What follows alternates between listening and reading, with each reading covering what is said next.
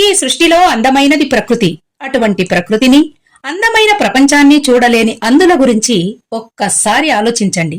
వారి జీవితం ఎంత నరకంగా ఉంటుందో ఊహిస్తే అటువంటి వారికి ఏదో ఒక విధంగా సహాయం చేయాలనే ఆలోచన వస్తుంది. ఈ ఆలోచనకు ప్రతిరూపమే అంధత్వ నివారణకు కృషి చేయడం. మనం బ్రతిగుండగా దారి చూపిన కళ్లే చనిపోయాక నశించిపోకూడదు.